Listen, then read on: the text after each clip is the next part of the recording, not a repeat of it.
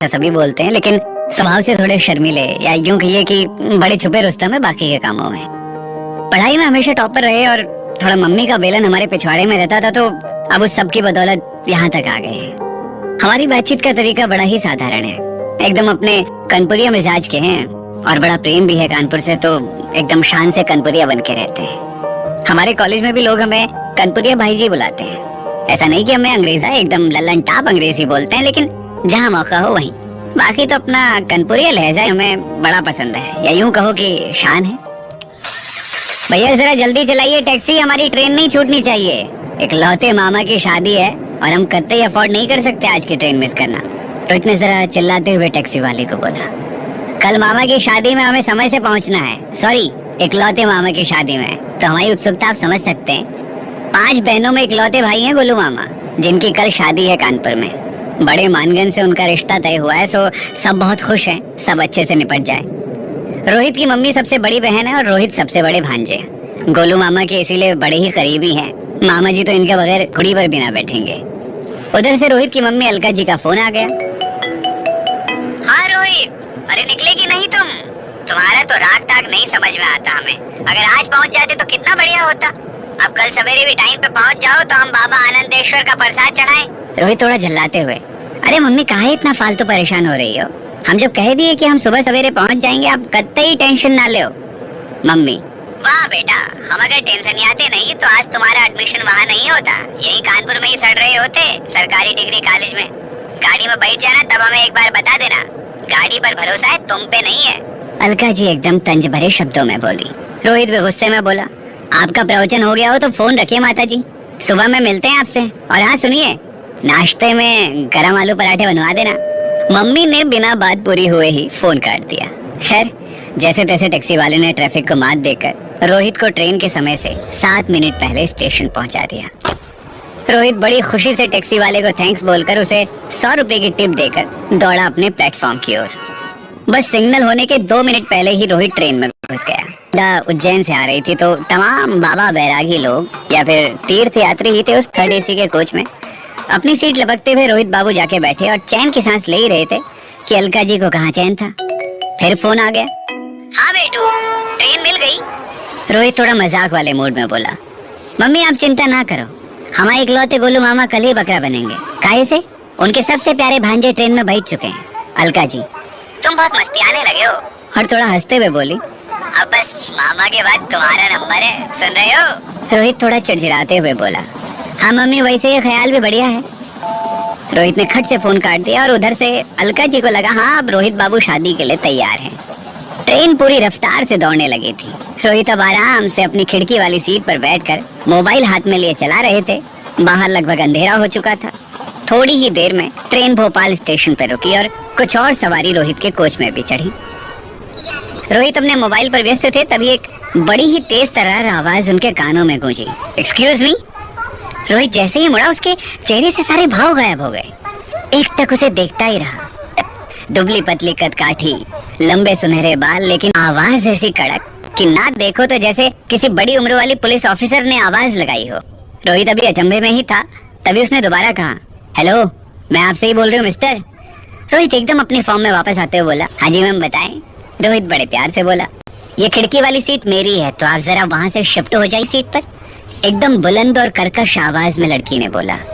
रोहित मन ही मन बड़बड़ा रहा था, भगवान बेचारी के साथ बहुत ही सूरत और आवाज से एकदम से लड़ासी, लेकिन कुछ कहो भैया, बड़ी बाहर आदमी का ध्यान मैडम जी अपने खींच ली है।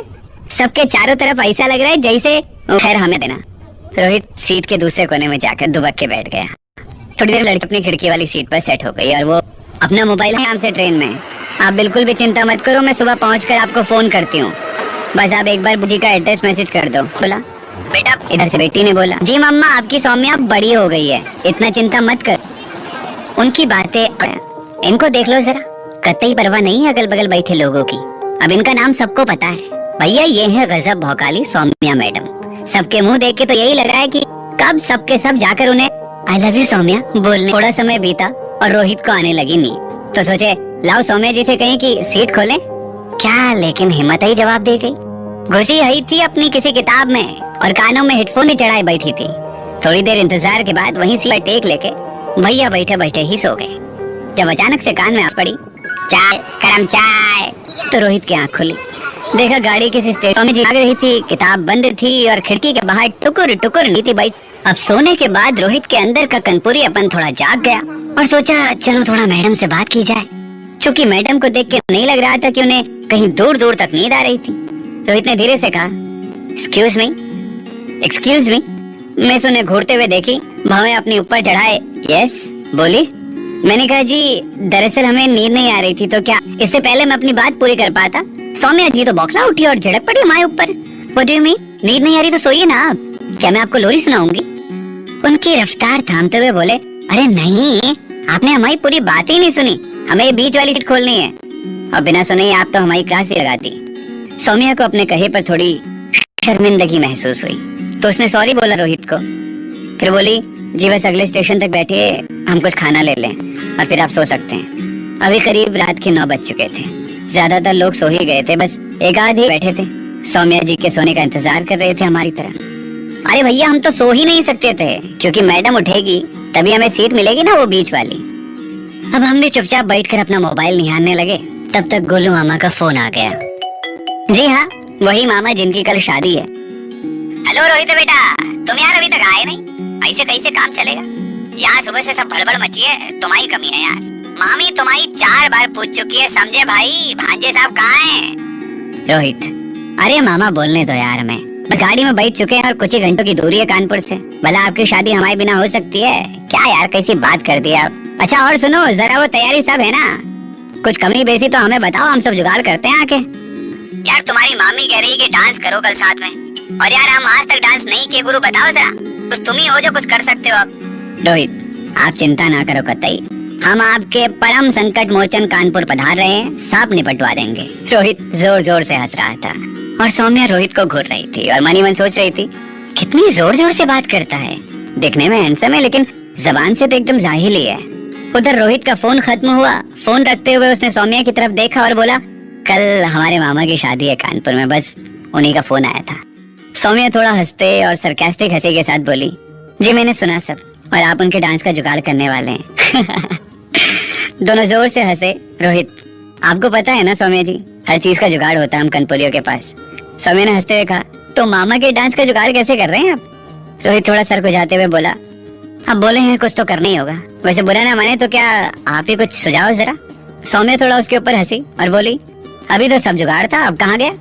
रोहित का निराश चेहरा देखकर सौम्या हंसते हुए बोली, अच्छा रुकिए, मैं आपको कुछ यूट्यूब पर दिखाती हूँ, कल हमारी भी बुआ जी की बेटी की शादी है, दीदी ने डांस तैयार किया है, तो इसमें जो लड़के के स्टेप्स हैं हो सकता है आपके कुछ काम आए। दोनों सौम्या के मोबाइल पर वीडियो देखने लगे। गाना बज रहा था।